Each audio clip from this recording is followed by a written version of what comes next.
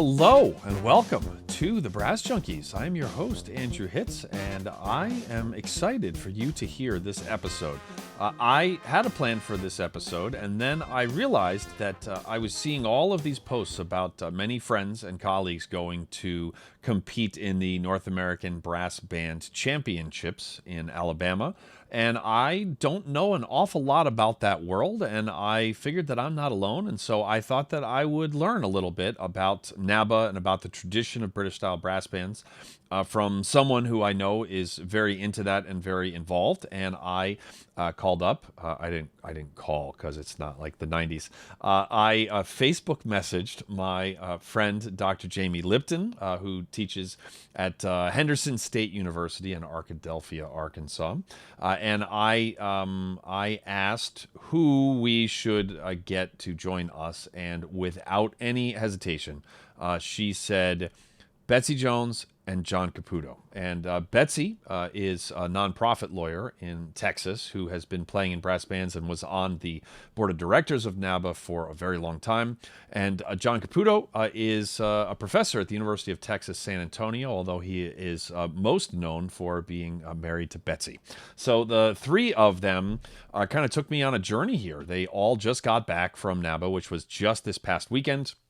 They told me about that experience, about like how test pieces are chosen, about the tradition, about like the different levels that you compete at, and how those are self-selected. And I found the whole conversation really fascinating, as was the bonus episode, which we started with a really hilarious story about Betsy actually getting sick, but it ended up going even deeper into the brass band thing, and there was a lot of actually serious content in there as well.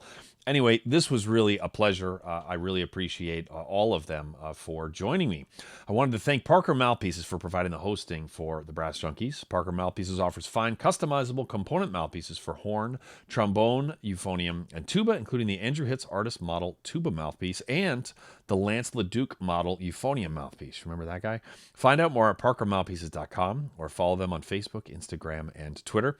Speaking of Lance LeDuc, may he rest in peace, he actually graciously let me stay at his house. Well, actually, his wife Hannah let me stay there, and he didn't put up a fight. But he's not going to listen to this, so I can say whatever I want about him. It was really, really great. It was the first time Lance and I had been in the same place in like 4 or 5 years, and before that, it had been a few years. So yeah, we used to live together on the road full time, and now that we don't host the show anymore, it's really a treat to get to talk to him. That was funny. That sounded like shade, and I didn't mean it. It's like, now that I don't have to talk to him all the time, I actually enjoy it. No, he's one of those rare humans that I can talk to regularly, and I never get sick of it because he says stupid things all the time, and that's basically I'm the demographic for saying stupid things regularly. So anyway, it was really a pleasure. I got to see Jim Nova. How about that? He had me in to Duquesne, of course, a sponsor of the show. Craig Knox had me in to Carnegie Mellon to work with the tubas. It was a really wonderful, and I got to eat Permane Brothers, and I got to eat Minio's Pizza, and I really did like the full Pittsburgh thing. So yeah. It was a really good time. I think you're going to really like this conversation that I had on British-style brass bands here in the United States with Jamie Lipton, John Caputo, and Betsy Jones.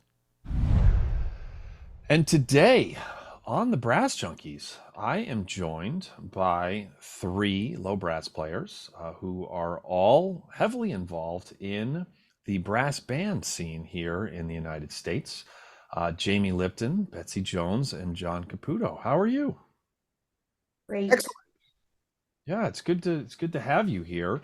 The North American Brass Band Championships just happened a few days ago, and I all of a sudden got this idea that I realized that this is a world that I don't know a ton about, and I have lots of people who are way into it, and so I thought it would be an opportunity for me to learn about it, and both like the history, but then also just like what goes into playing, at that level under those circumstances, and which, yeah, I think there's kind of a lot to unpack that's going to be really interesting. I want to start this by going around the horn and just giving like a brief introduction of who you are and what you do, and then we'll go from there. So, Dr. Jamie, let's start with you.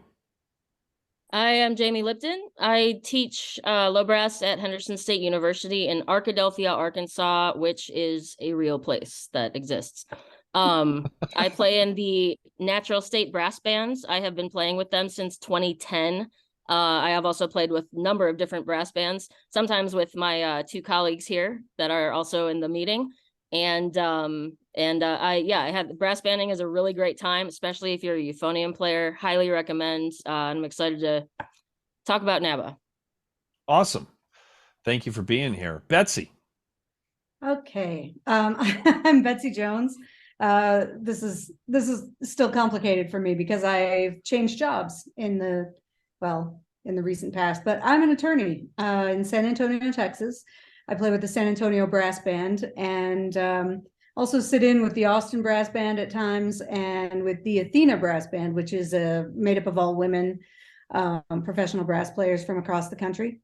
I've been doing brass band for like almost it's 20 years this year. So wow.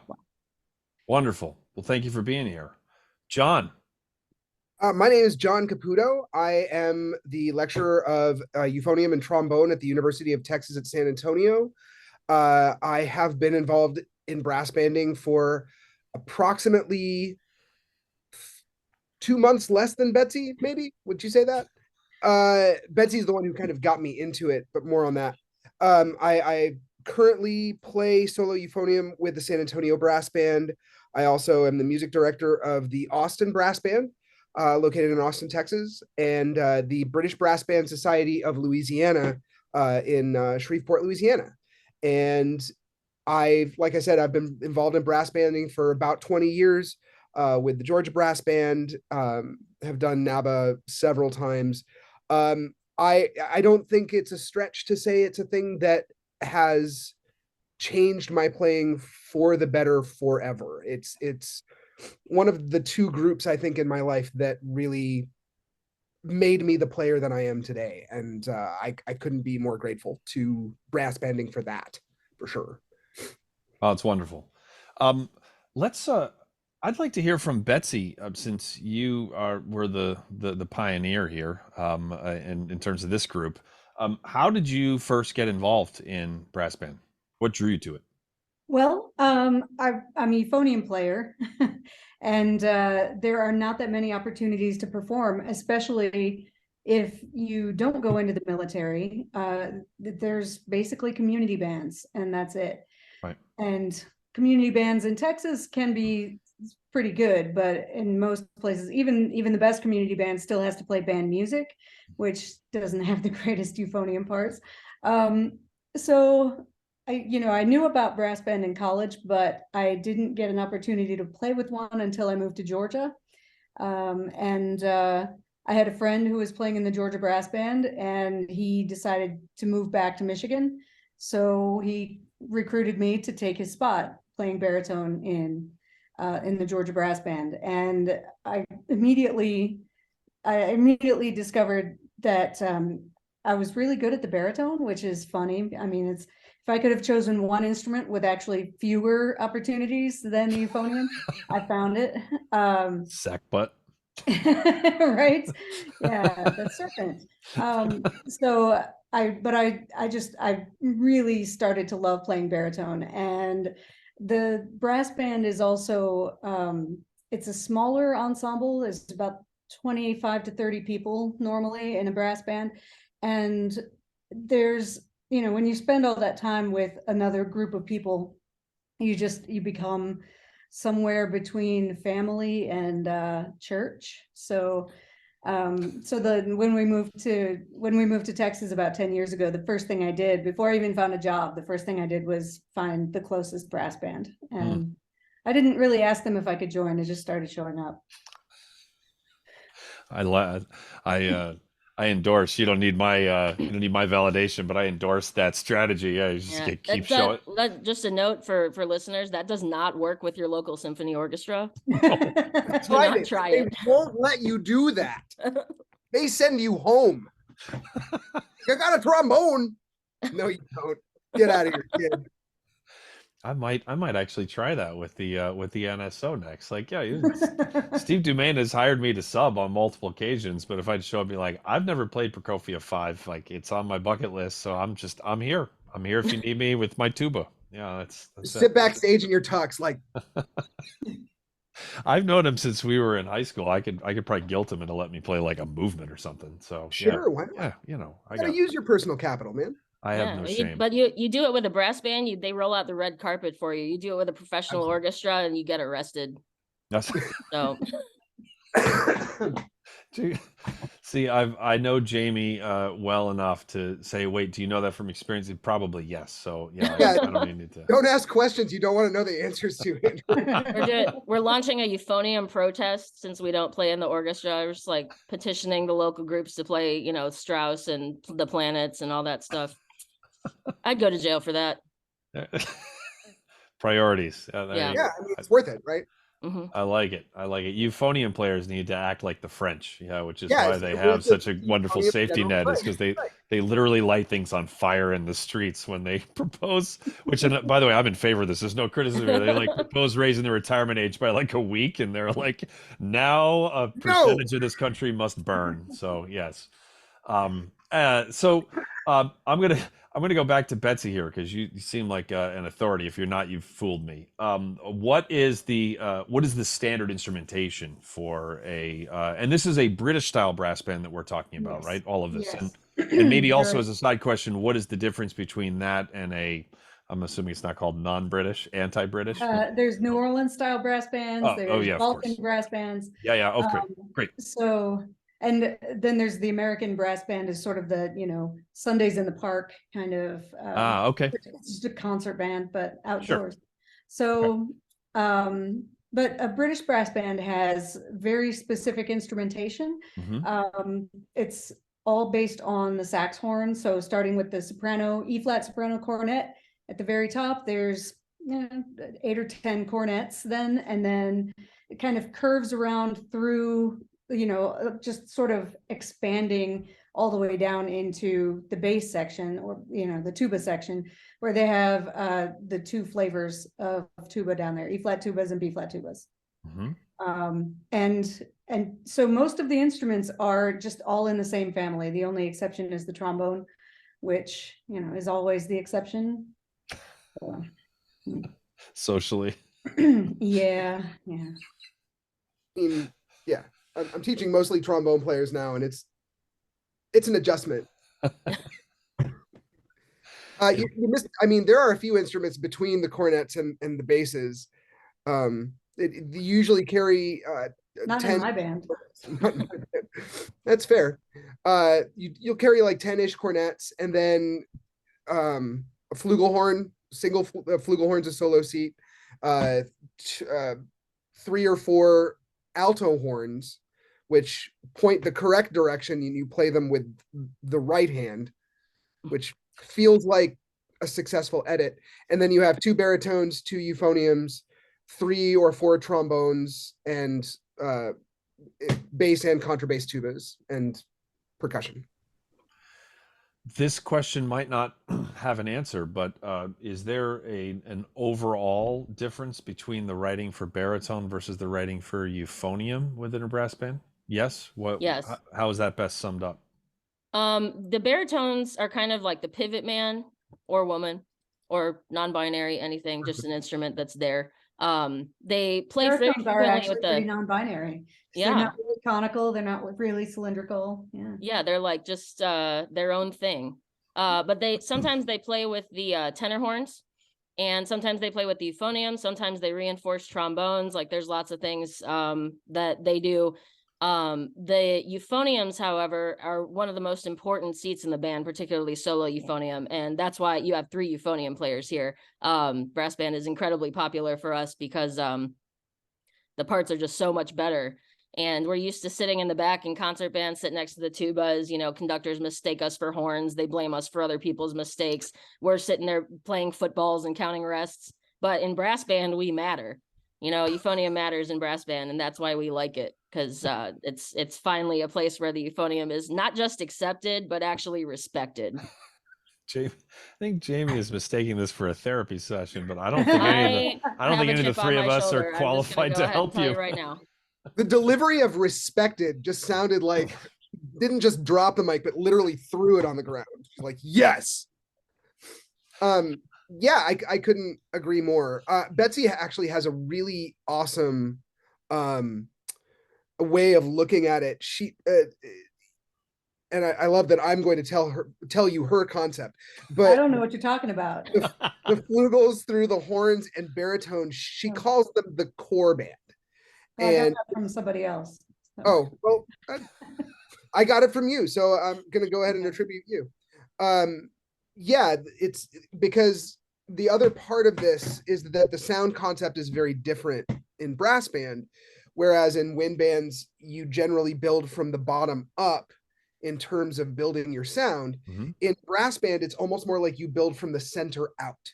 So that center of the band, the flugelhorns, horns, baritone, kind of form the core sound of the band. It gives it a really, the only way that I can think about to explain it is a transparency to the sound, almost a shimmer to the sound.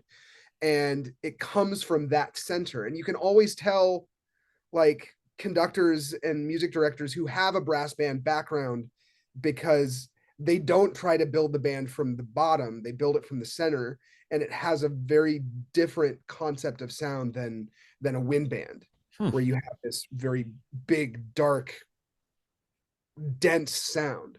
Brass band is capable of that, but doesn't use it all the time.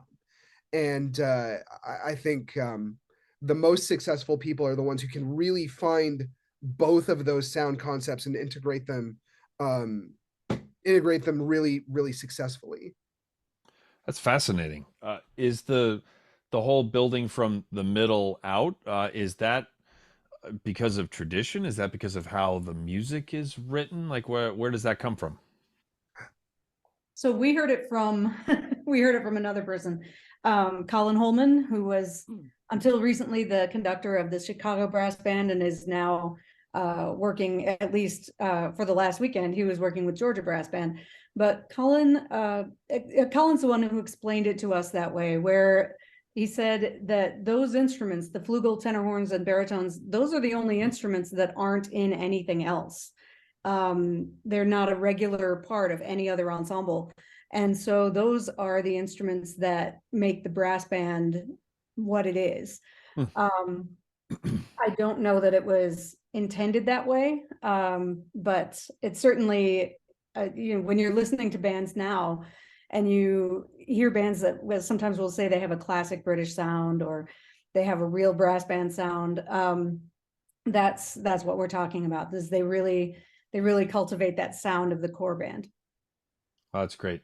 There's no question that there really is there is a sound. I wish I knew what it was. There was some major competition that was in London that Boston Brass, we were passing through, and we got to hear a couple of the bands play, and we also got to perform as a brass band minus 20 people. So just like the five of us and the audience loved it, but it was.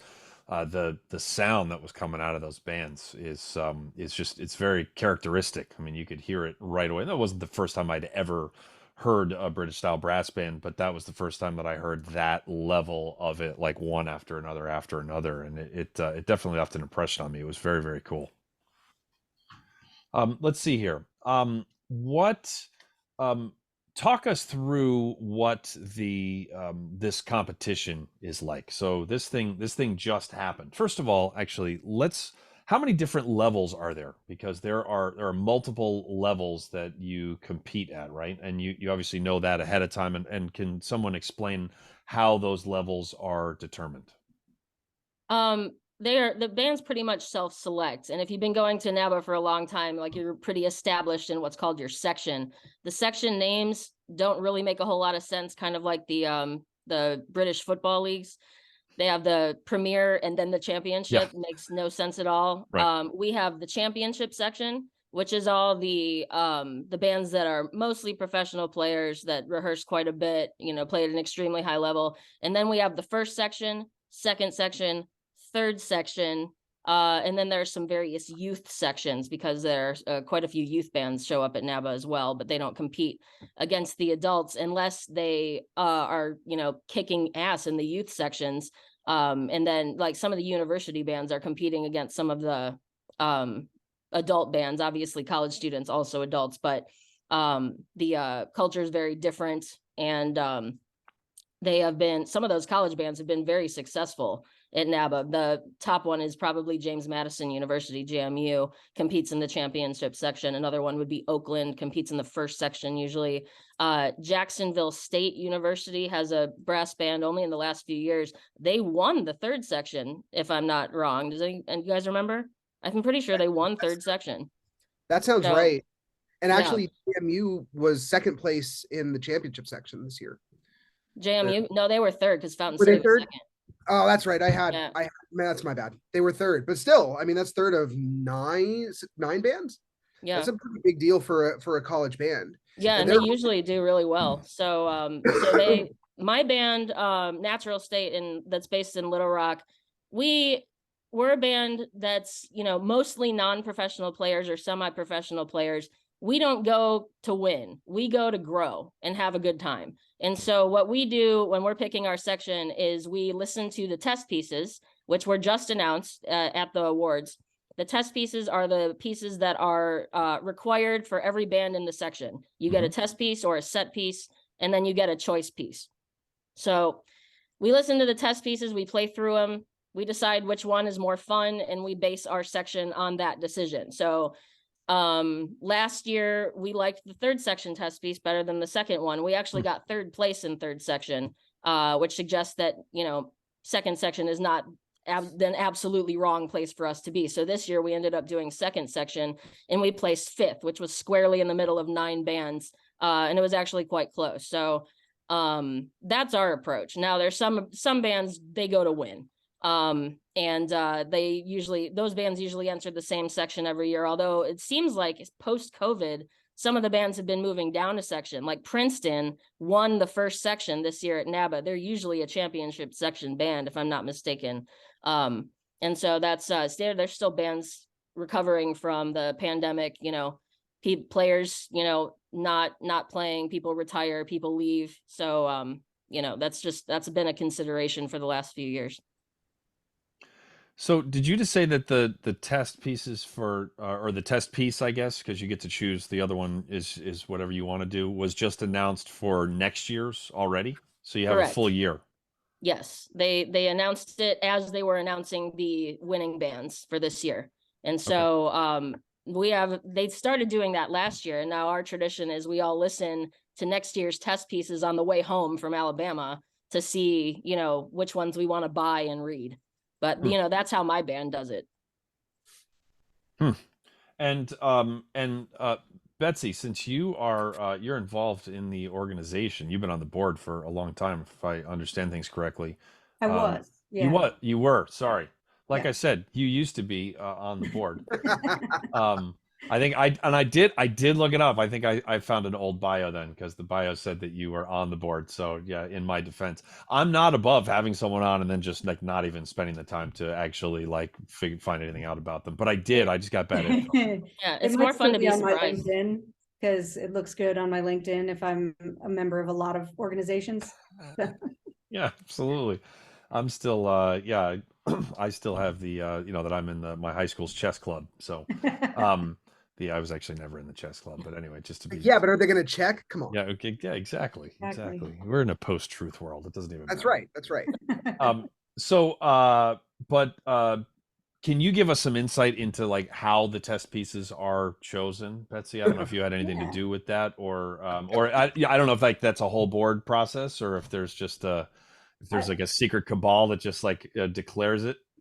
That's pretty close, actually. Yeah. John's over there laughing because my last, my last 4 or 5 years on the board, I was on the music committee. Okay. And when I was doing it, we didn't announce it this early. We would would just work on this all summer, sort of, shipping things back and, well, not shipping, but emailing things back and forth, emailing, scores and recordings, YouTube videos, and then lots and lots of comments. And there's a lot of, there's a lot of things that go into choosing the test pieces. So it's everything from, making sure that it's playable but difficult for the section that you choose it for, and also we needed to make sure that there's enough space, like the first section pieces aren't sneaking up on the championship section pieces, and that, or creating, too much of a gap between, like, for Jamie's band is one that moves back and forth because they want to play whatever piece they want to play. If we leave a big gap in between a second section piece that's too easy and a first section piece that's too hard, a lot of bands fall into that. And it's, it can be demoralizing to work on a piece for half a year that is just out of reach for your band. Right. So we would take those things into account, and then other things, like we would try to get classic pieces in sometimes. So these old, older Salvation Army pieces, or the really old, really old. I mean, the brass band isn't even that old, but these older contest pieces. And over the years, they've sort of sifted down as well, as, as players and instruments get more and more talented and capable. The pieces that used to be called impossible are now like a first or a second section piece. Right. So we would try to get in some classic things. I know one of the things that they're doing in the modern era is making sure that the pieces are diverse. So they're making an effort to choose composers who are not necessarily white men, which is getting easier. But it's, it is British brass banding, and the tradition is based in, working class British towns.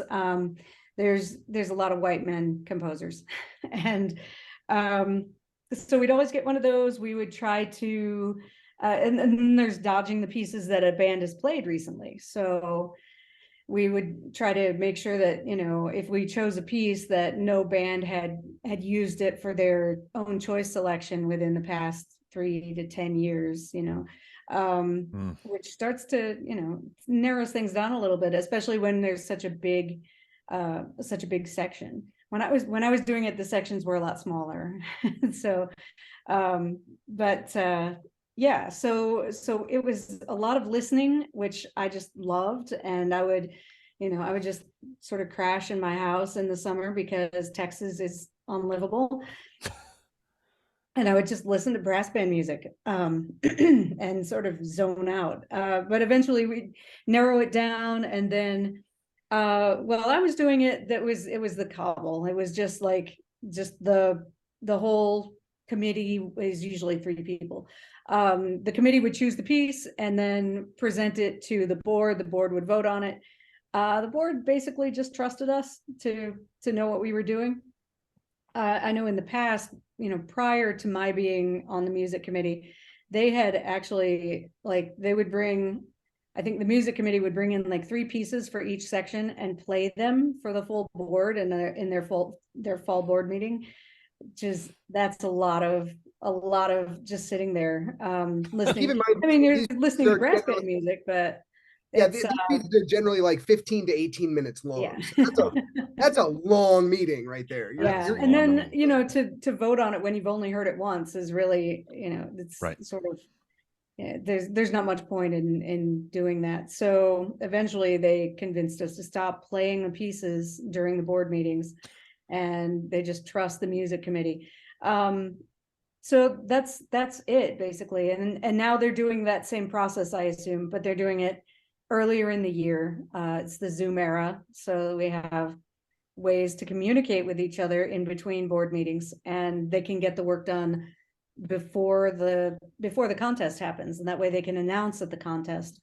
I think that is probably really good. It's a really good strategy, if only because it eliminates all of the guessing and the sort of nefarious activities of bands either trying to find out what the pieces are or accusing other bands of knowing what the pieces are in advance. And this gets very competitive. I mean, there's a lot of accusations when, you know, if a band schedules a performance of the test piece too early in the fall, then it's like, oh, you must have had it in advance. There's no way you could have learned it since it got announced. And announcing it at the contest just eliminates all that hassle. Yeah, they used to announce it in like early January, like right at the beginning of the year. Oh, They would no. announce it. So It was usually in well, right after the board meeting in October. So okay, that's true. I don't Okay, know, my bad. maybe it was But January. still, that's like 8 months of us sitting around going, "What are we gonna play?" And you know, as a music director, and someone who's really, my band doesn't know this yet. They will next Monday. But as someone who's really considering taking his band again next year, because my band is frankly in a really, really awesome place right now. You know, it's really helpful to me to be able to have that option and have a list of pieces that I can look at and say, you know, I know that this is what the set piece is going to be. So what do I want to pair with that? And it really actually, because of the way that I personally like to prepare for doing these, it gives me a really good sight picture of what my fall programs are going to look like. Mhm.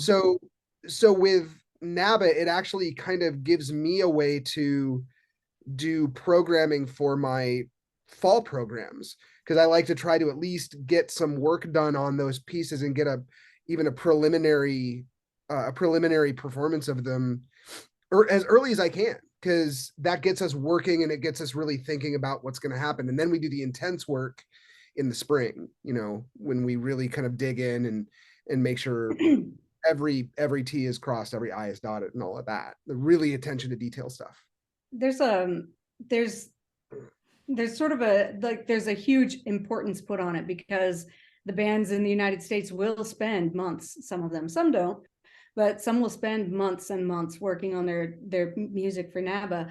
So it's, you know, it's important to mix things up, make sure that, you know, we aren't assigning the same types of pieces too many times. I mean, the classic brass band pieces are fun to listen to, but they don't have percussion sometimes, or they have a really simple percussion part. So a band that, you know, has a really solid percussion section, they don't want to spend 6 months working on a piece that just has tambourine and snare drum.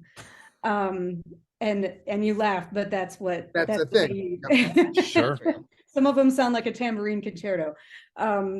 So in other countries where they have more contests, they don't have to worry so much about that. Like the piece is just the piece for this championships or this regional competition. They can travel to other countries, they can go to opens, they can go to Europe, they can, you know, there's a lot of options and a lot of opportunities to play other test pieces. But for us, it's NABBA or nothing. Well, actually, there's a few more things coming up. Anymore. Yeah. When I started doing this, that was just NABBA. Now there's a couple other competitions, but still, NABBA is the one with the biggest, you know, the test piece, choice piece format. So sometimes it's, you know, it's being kind, being kind to people who are going to have to play this music for a long time.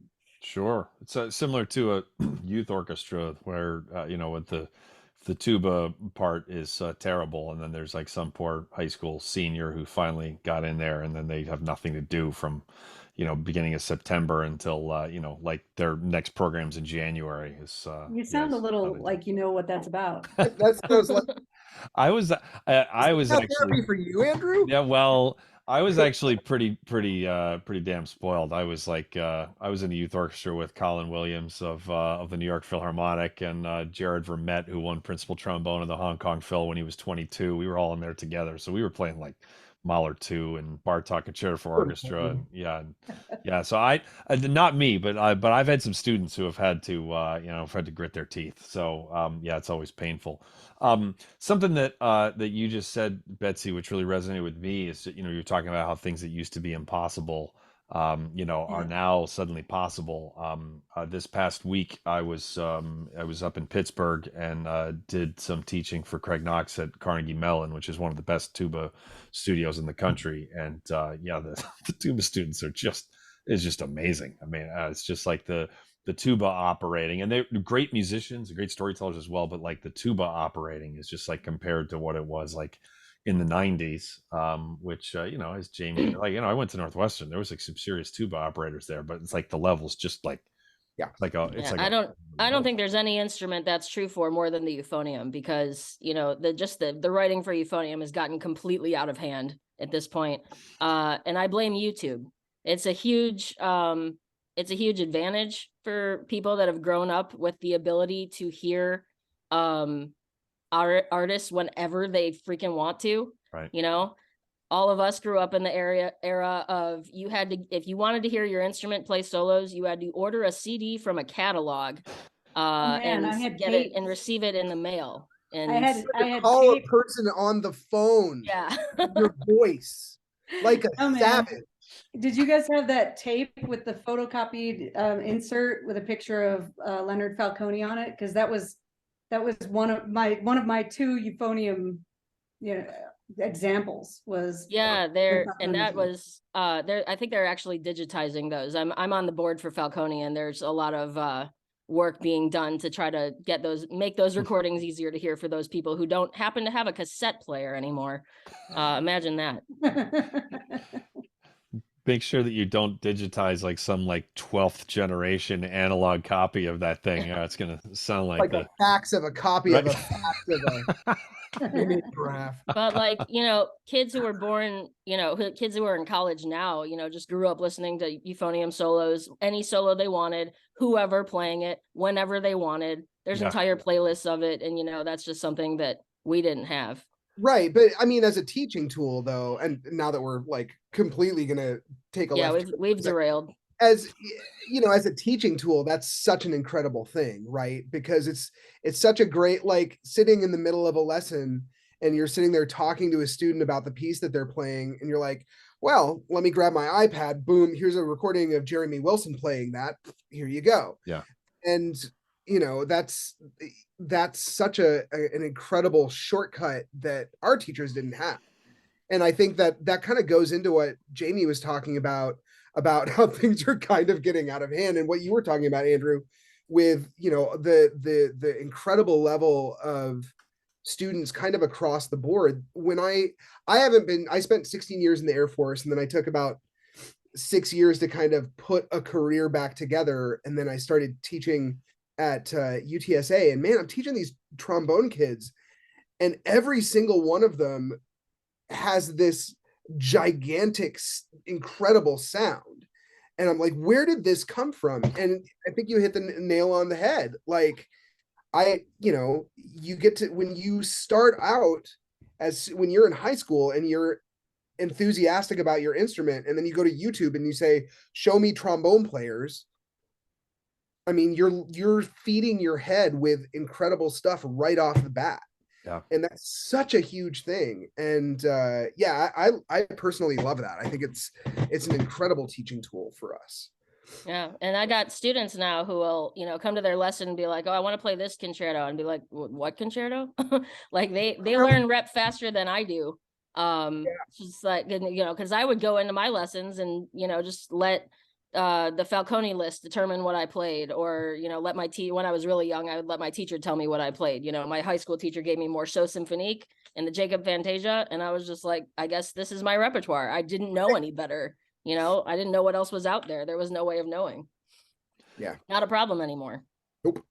I also think it's cool that that technology has leveled the playing field in a lot of ways too, because when I grew up outside of Boston. And then my family has a summer place in the Berkshires near Tanglewood, and so I had this like massive advantage that I just kept hearing the Boston Symphony and Empire Brass and Paramount Brass and Atlantic Brass, and that still is a huge advantage. Like there's nothing that suffices for seeing people doing this right in front of you.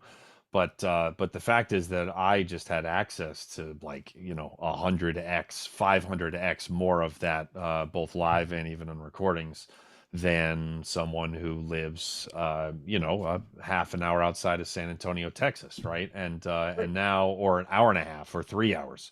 And now with YouTube, it's like I just saw Hiram Diaz, who's a dear friend, just posted something, I don't know, I don't even know what it Yeah, was, but it was the like, Kevin Day.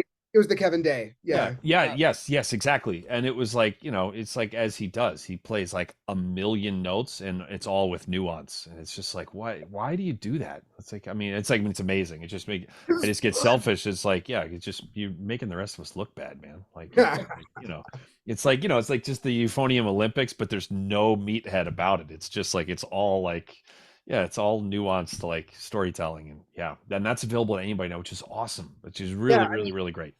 Do you find that it sort of contributes to like homogenization of the sound though? Like we all are starting to sound like the, I don't know, like the YouTube stars. But I always think about that because when I started playing, or at least when I bought my euphonium in 1993, I bought a Wilson euphonium with a Schilke 51D mouthpiece because that's what you bought.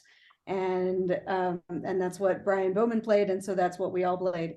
And not only do people get to choose their instruments now, but there's actual euphonium mouthpieces that were made for us, not just a trombone mouthpiece that kind of works.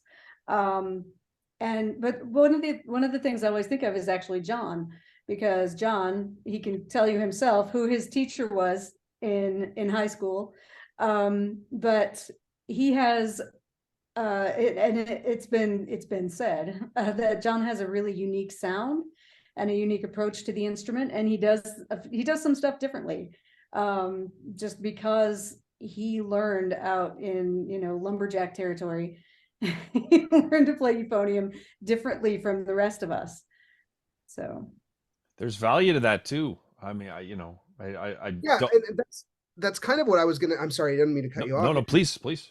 No, Betsy said she when you said he can tell you who his teacher in high school was, I was like, I didn't have a teacher when I was in high school. I grew up in the middle of nowhere in Oregon, and yeah, like when Betsy said lumberjack country, that's pretty much it. Well, now it's wine country, but yeah, I didn't have a private instructor until the summer after my junior year. And then I had a teacher for a little bit my senior year in high school, and then I got dropped into the Lion's Den of Brian Bowman's studio, which was about as much culture shock as you can get.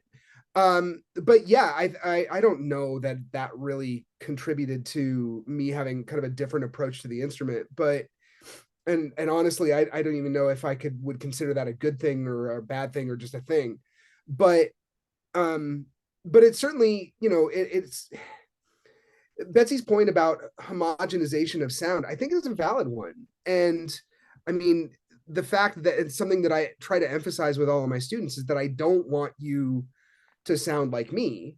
I'm not super interested in creating an army of little John Caputo clones that follow me around. I would much rather have a studio of students who sound different from each other, but all sound really awesome. And sound like them and have a voice that resonates with them. Right. It's informed by me, but it shouldn't be me. Right. And I think I think more than anything, that's kind of the thing that I got from not having a teacher when I was young, is this idea that, my sound is my sound. And it's not your sound, but your sound's still pretty awesome. So yeah, I mean, I think that kind of personalization is something that we might be losing a little bit. And I think it would be really sad if we did, because, who wants to listen to, I mean, you listen to DeMondre Thurman or Hiram Diaz or Brian Bowman or Jamie, they all sound different in their own special way. And if we lost that, I think that would be really sad. There's no question that Roger Voisin, the legendary principal trumpet of the Boston Symphony, he he couldn't advance out of the first round, literally, of an audition today. I mean, because his sound, he's got that super distinct vibrato. I mean, you know, and he was amazing, but he couldn't. Yeah, it really is a thing. And I've heard like you know, I've spoken to Tom Hooton, to Chris Martin, you know, about, you know, like people at like the absolute top of the you know, of the food chain, if you will, and they recognize it too, where it's just like the same people advance, the same people win, same sounding, and it's not like completely fungible, but it's like there's it's almost one circle on the Venn diagram. It feels like sometimes, of the three people that make the finals of fill in the blank, which is an interesting byproduct of that technology. So. Yeah. I mean, how sad would it be if you listen to a recording of the Berlin Philharmonic and you listen to a recording of the New York Philharmonic and you couldn't tell the difference between who they were? Yeah. I mean, that'd be a tragedy. Yeah. Yep. Yeah, it really would. I took a class at Northwestern with Vince Chikowitz because I'm old. There's some young people go like, hasn't he been dead a long time? Yes, he has. How do you spell that? It was the whole quarter that we spent was listening to various recordings from around the world and like identifying. It was like, you know, like drop the needle tests are like completely stupid and completely pointless, and like it's just jumping through hoops. And that's why I always just like willingly failed those things, because I'm like, I'm not jumping through those hoops. You don't do that, kids. Don't do drugs and stay in school. But this drop the needle, he would like play us like, you know, like Moscow Philharmonic and then versus the London Symphony. We were like having to identify those, and he was just talking about all the differences and the various players, and it was like, I wish there was video of that class there. You know, it's gone to the, you know, it's lost in time, but really, really amazing. And just the difference in storytelling and approach and weight and note beginnings and note releases. I mean, and sometimes there's only one of those things that was different, but it was so different that it became characteristic. And yeah, there's a lot of layers to unpack there. So Absolutely. Very quickly, my trip to Pittsburgh last week, not only was I at Carnegie Mellon, but I was also at Duquesne University and the Mary Packard my alma School of mater. Music. Hey, there you go, and a sponsor of the Brass Junkies. So, the Mary Packard School of Music at Duquesne is a wonderful. I had awesome masterclass there for students that were asking like really good questions. It's always a good sign, right? There's like, you know, there's no stupid questions. There's just stupid kids, but but that's not what you're supposed to say. But they're just like really, really insightful questions. It's a great school. Jim Nova set that up for me. Jim Nova actually made a video just for students who are potentially looking at attending Duquesne to study with the world-class faculty. I saw James Gourlay for the first time in like, we hadn't seen each other in like 10 years. We were in Brazil on a gig together a very long time ago. It was great to see him. They have a fabulous faculty there. And Pittsburgh is like a super hip town. From River City Brass Band, the Pittsburgh Symphony. I mean, the opera. There's a lot going on there. So huge music town. Yes, it really is, and huge for non-classical music as well. So there's a lot going on there. Good jazz programs out there as well. Yep, And they exactly. say Carnegie weird. And they that they do. They say Carnegie right. Yes, indeed. Anyway, I don't want to get involved here. By the way, I don't think I'll try to remember to say it in the intro, but I don't think that I mentioned how the two of you know each other, since you've been finishing each other's sentences. Do I know you? I read in Betsy's bio that the two of you are married, but I also read in her bio that she is on the board of NABBA. So maybe you're not married anymore, and this is awkward. So I don't know. Oh, it's because of the board. It's tourism board. No, we are married. Yeah. They are married. So anyway, that's why John was like, well, I'm going to tell this story for Betsy, and then Betsy was just like, I'm going to let John. Yeah. So that's why they're starting each other's sentences. That's advanced marriage. Yeah. It's like finishing. He's like, no, actually, this is the sentence you should be saying right now. That's it's like we're coming up on 30 years. So yeah, it's yeah. You are shitting me right now. 30 years? In 90. 95. We met in 95. Oh, like when you met? Yeah, married is still coming up on 25 next year. Okay, I'm still a little bit offended just by the passage of time, but I am. impressive. We got married really young, and it was kind of a mistake, I gotta say. I mean, but you get over it at some point. Yeah. Let's definitely have this out on a brass podcast. This No. It was a mistake. It's not anymore. Oh. That's what It turned out okay. Yeah, but I would not advise it. And definitely, like, that's a thing with people people dating within their studio is or even within their instrument. It can be rough. It can be rough, and it doesn't always work out. And especially in our case, there's, outside of Washington, D.C., there's no towns with more than one euphonium job, if they have one at all. So we had to figure that out. But yeah, it took a long time too. So that's, I always advise my students, don't do it. I could be married to 4 or 5 euphonium players here in DC. Yeah, they're everywhere. Not at the same time though, because that's frowned upon. That is I think the main person that would frown upon that would be my wife, who doesn't play euphonium, but yeah. Very fair. Yeah. Fair point. Yep. Sorry, I was going to just say, to bring it back around to brass banding. Yeah, at some point we were talking about brass band. Yeah, I understand that's what this podcast is about, actually. It's actually relevant, though. I mean, yeah, full of family. Because let's say you are a euphoniumist in a town that does not have a euphonium job open for you. You join a brass band, and yeah, they don't pay you any money, but it's very musically satisfying, really, regardless of what section you're in.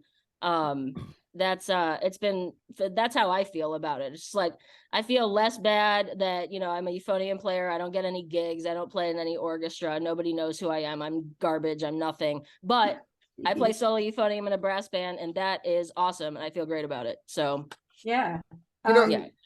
I mean, I was a professional musician, and I taught at whatever schools would have me. I taught adjunct at a lot of schools in Georgia before we moved to Texas, and now I do other stuff, but it's because I have a brass band to play in. And I don't have to play in ensembles I don't want to play in anymore. So brass band it's where I live. It's my church home. And that's one thing that I think that's a service that brass band provides that we don't provide we don't do a very good job of preparing our students, whether they're high school students, playing in marching band and loving marching band, or college students getting degrees in performance. I mean, there's very few of those students are going to end up playing for a living there, and that's just how it is. But there's still value in playing, but there's absolutely no opportunities. Somebody with with a higher degree in performance is not going to be satisfied playing in a community band or a community orchestra. Honestly, there aren't that many people who are satisfied with their symphony jobs. So at least not the ones that I've met. So for me to be able to find the brass band and realize that this is totally satisfying, this is worth it. I don't have to do it as my job anymore. And I never thought I would do anything else, but I'm much better off now. I get to play more than I ever did as a professional, and better music than I ever played, but I don't have to wait for 14-year-olds to pay me every week. I don't think, for me personally, I don't think it's a stretch to say that brass band saved my career. I was in the Air Force bands for 16 years, and especially in the regional bands, like, one of the things that you learn within the first 6 months of getting one of those jobs is that the military bands like really don't give a shit about your musical satisfaction, like none. And when you get those jobs, especially as a euphonium player, you're like, I have arrived. This is a place where I'm going to be able to play all the cool shit that I've wanted to play. And then they hand you all these pieces of paper with big old circles on them. And you're playing, as a backup band for a vocalist most of the time. Or you're the vocalist. It can be really demoralizing. And so I found brass banding in like 2003, and after I had been in the Air Force bands for about 3 years, and to have a place where I could go and actually get like actual musical satisfaction, play something that actually made me feel something, was a really big deal for me at that point. And like I said, I don't know if I would still be playing if I hadn't found brass banding. I really don't. I know so many guys that, now that I'm retired and all of that stuff, I know so many guys who have gotten out of those jobs and just taken the horn and put it away. I literally bought the tubas that I have from the guy that I played in a brass quintet with for 8 years, because when he got out, he made the decision to just put them away. And he decided to sell them to me a couple of years ago. And yeah, I mean, I couldn't imagine myself doing that at this point.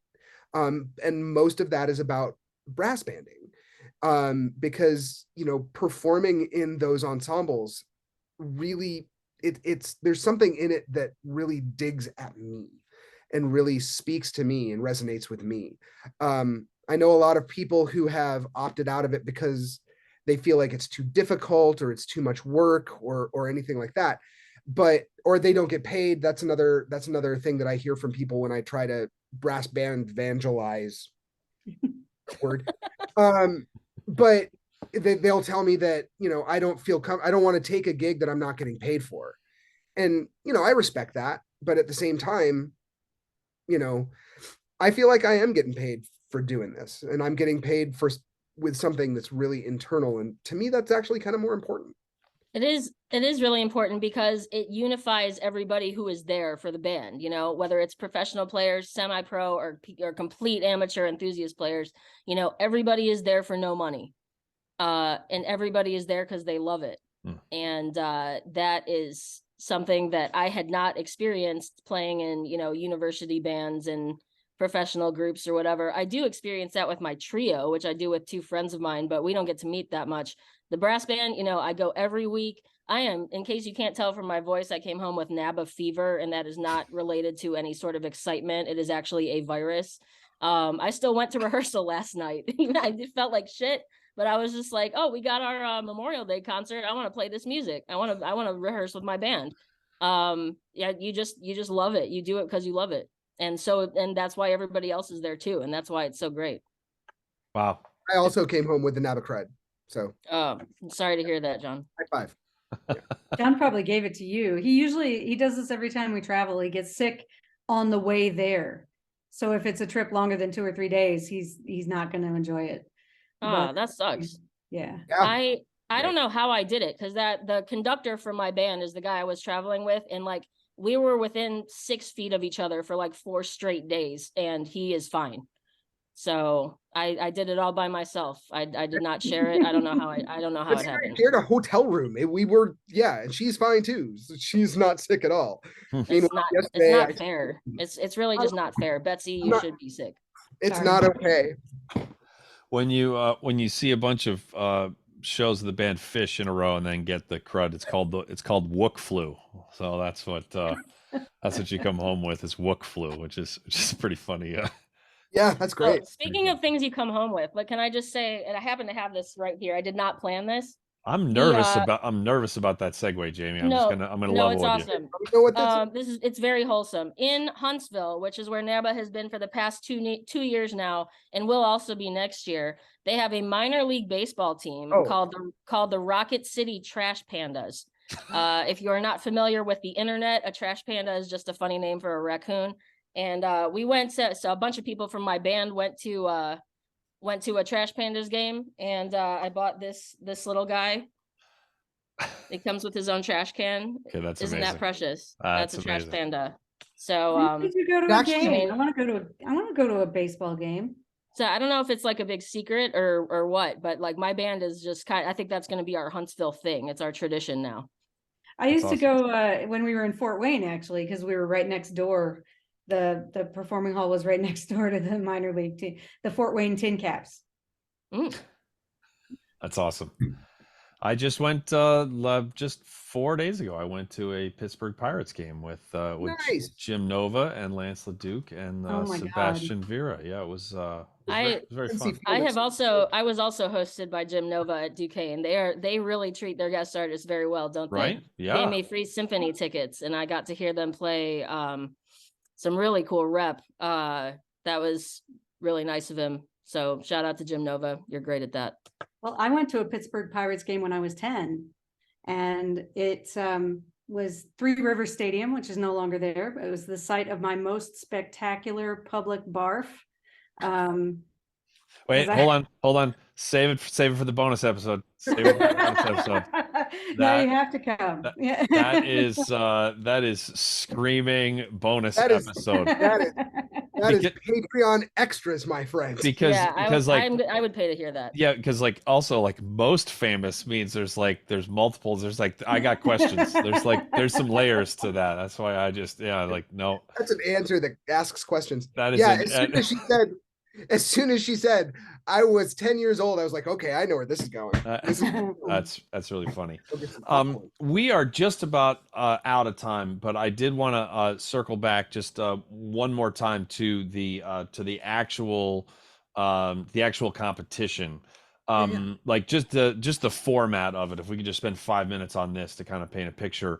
How many days is the competition over, and how many and is it are there rounds, or does everybody just play their two pieces within their section and then you get a rating and then it's done? Well, that's actually an interesting question because it's actually changed a little bit in the last couple of years. Okay. It used to kind of be exactly what you were just saying. Okay. Where everybody would come in and you'd play your set piece, and then you'd play your own choice piece, and then you'd get off the stage, and the next group would come out, and you'd have a set time limit in which to do it. Mm-hmm. Probably 10 years ago-ish, they made the change to have the championship section, because the championship level stuff is so incredibly demanding. They actually made the change to have championship do their set piece on Friday night, and then their choice piece on Saturday night. And then this year they've actually changed it again so that all of the championship first section, second section bands are doing that. Okay. Which was great, because one of the when you've got that number of bands, it was a logistical thing, because when you've got that number of bands, facilities becomes a problem, right? So what they are able to do is now they can say everybody gets to play in the nice hall for at least one of your pieces. And so the way that they set it up is Friday, you would go in, and I think they started about 1:00 in the afternoon with all of the first section and championship set pieces in one of the venues, and then the second and third section and youth section pieces in another venue. And then Saturday they did the same thing. They started at 9:00 for the all of the choice pieces in the main hall, and then I think third section did the smaller hall. But it actually worked out really nicely. It means that it's really interesting to see the changes, because a lot of the first section bands played some really intense rep that I don't think that they would have done if you had to squish both of those pieces together. So it really it was really, because it's, at the end of the day, the whole thing is an endurance challenge. Sure. Because it's essentially a half an hour of horn on the face, and it's not to disparage orchestral playing, but it's different. Orchestral playing is a little bit like baseball, where it's 20 minutes of boredom followed by 20 seconds of abject terror. Whereas brass band is more like playing soccer, where you're just running back and forth across the field for 90 minutes and you don't get a break. Yeah, that analogy, John, is absolutely inspired. I just had to say that. You got the Dr. Lipton seal of approval there. And you got it. I have one important question with this newish format. Sure.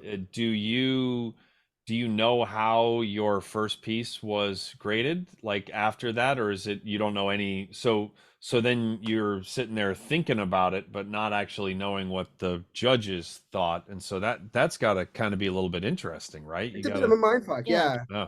We our band is we played second section, and last year we did third section, which meant that we played both of our pieces back to back in the smaller venue. And I think a lot of people complain about that because we often get relegated to the smaller venue and the lower sections. And so this year was the first year we got to play in the hall, and we did have to prepare a little differently. And on the way there, I'm thinking, what if, it's like, I wonder if you can get a second rehearsal, because a lot of the bands get there early, like Thursday night. For instance, my band, I had an 8 p.m. rehearsal at a middle school, at a nearby middle school, and we rehearsed both of our pieces. But I'm like, if we're splitting them up, we play our test piece on Friday. Can't we rehearse the choice piece Saturday morning before we play? Nobody really thought about this. Also, we were thinking just like, what if our test piece doesn't go very well? Are we going to be discouraged? Are we going to be too kind of down to do a good performance of our choice piece the next day, as opposed to immediately after, when we feel more likely to redeem ourselves?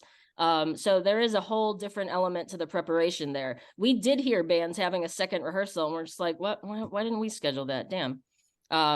That's just something we learned for next year. But I think the changes that they made were positive for the most part. All of the bands got to separate their performances. I think everybody, even third section, got to play in the big hall. Not sure about the youth sections. And there's also a solo ensemble. That's why John and Betsy were there this year. They were there with a 10-piece chamber group. And that took place on Friday in the morning. Correct, in the morning this year. And so we had a bunch of people. Yeah. In our band, we had a bunch of people doing solos and, a couple chamber pieces, duets and stuff. And then I saw John and Betsy on their way in to perform their test piece as I was leaving with my band, having just watched some of our guys play a duet or something. And so there is a solo ensemble contest there as well. There's no like money riding on it or something. It's just for comments, but that's part of NABBA as well. You get a little really plaque. Cool plaque, yeah. How much money is there in prizes, like for the championship? See, now you got me thinking about English. Zero. Okay, I didn't think there was. Okay. I imagine in other countries there's maybe some money, but in NABBA it's all just for the just for bragging rights, I guess. I think you get a plaque, and you get the winners got a little banner, because I saw 5 legs. Oh, look at that. There we go. For those of you listening, John's holding up holding a banner. This is great for a podcast. Yeah, there are a lot of people who watch on YouTube, but just in case, and there's silence, and then ooh, and then you gotta paint a little bit of a it's like a sports play-by-play person on the radio. You can't just be like, whoa, and people are like, right. What happened? Well, there are times when like one of the sponsors will just spontaneously decide to give a prize for something. Like for a couple of years, Buffet Crampon donated a cornet, at least once or twice. They donated a cornet for whoever won the solo competition or something. It wasn't me, so I don't remember all the details, but that or maybe that was a raffle drawing. I don't, whatever. No, I think you're right. It'd be funny if they donated a cornet to whoever in the championship division had the worst cornet section, like whoever could use the instrument the most. Could really use this here. There's also dangerous to go alone. Take this. There's also there's an opportunity for the band that wins the first section. So that's not the championship, but the next section down, the first section. They often get invited to perform at the Butlins competition, which is in England in like January, at a resort, like a seaside resort, but in the winter. And so several of our bands have gone over there to compete in Butlins and have done pretty well. Are they still doing that? Because I haven't heard about that in a minute. Maybe. Yeah. We're going to talk about that in the Patreon section. I'll go in the Patreon. I love it. All right, I'm going to close with this. I am embracing the chaos that the second section is called first, and that the third section is called second, and that the first. It's just that I love it. It just feels completely. And I love the analogy too with the Premier League and and then the Championship League, which sounds fancier than Premier, even though Premier is But anyway. Well, I have learned an awful lot. This has been really great, and I think the most important thing to me is that it is painfully clear, listening to each of the three of you individually and collectively, just how much passion you have for the medium and how much of an impact it's had on each of your careers, and there's overlap there, and then there's also, like, you know, each of you kind of have your own journey through this whole thing that continues. And yeah, I'm on the outside looking in on this, just as a phenomenon, but I'm very There glad are that some brass bands in your area. there are indeed, but there, I'm just very, very happy that this exists, because it's very clear that you know, that it means an awful lot to an awful lot of people. So yeah, so thank you all very much, and also for joining me on short notice, because I was like, I just kind of was like, this literally, as we're recording this, you know, like, people got home like 2 days ago. So, and I was like, wait a minute, and I was like, I'm gonna bother Jamie. That's what I'm gonna do. So, and by the way, you reminded me, Jamie, that I remember when Lance and I asked you to be on the first time. Your response, you were like, because you kind of went down this road briefly earlier. Your response was, "Why?" I was like, That, I was like, that tracks. I was like, That tracks for her. because you're a badass, and you're like, I'm not, and I'm not funny. I'm like, no, you're both. Like, you have no self-awareness, because you're a badass and you're hilarious. But you know, but yeah, we're not. Yeah. So anyway, Well, Andrew, what happened was Lance was a guest judge at Falcone, or the guest artist, and we were judging together and just like making jokes, you know, up in between competitors. And I guess that's why he decided I would be good for a podcast. It had nothing to do with my euphonium ability at all. oh yeah, I was opposed to having you on, and he insisted. So You should talk be. you into Yeah. it. Talk you into it. So I conduct this group in Louisiana twice a year, and I have had Jamie out to play solo euphonium in that group numerous times now. And yeah, every time I'm like, thank God Jamie's here. It's going to be really, really awesome on that seat. And she makes everybody else sound so much better. And just by virtue of being near that sound. And she comes in and immediately is like, oh, well, you know, it's going to suck, but you'll be okay. I'm like, it's not going to suck, Jamie. It's going to be great. You shut up. But I think this, rather than myself, I think this reinforces the idea that like all three of us will just play in a brass band anywhere, and it's not just us. Like, yeah. you know, and Betsy mentioned briefly Athena, which is an all women brass band for people from yes, all over the country, sometimes international actually. Nobody, I think, what do we get, like $100 maybe for that? And that's only sometimes. Yeah, sometimes they cover our hotel rooms. Yeah, but that's I mean, it's just a good time. I will play. I am an itinerant baritone euphonium trombonist. I will go anywhere to play in brass band. thank you for bringing Athena back up, because yeah, I believe it was Betsy who mentioned it in passing, and I'd meant to circle back, because that's a group that I'm very, very happy that it exists. So I would be happy that it exists if it was just like a fine brass band, and it's like a phenomenal brass band, and which just makes it, like, you know, even better. So yeah, I'm yeah, two huge thumbs up from this seat here. Just like, yeah, keep doing. And two more from over here. Yeah. I Betsy's been playing with that group for what, like 5 years now? And I finally, like 15. really, God, Yeah. You two really aren't married, are you? Yeah. No, we just have no each other concept now of and then. time.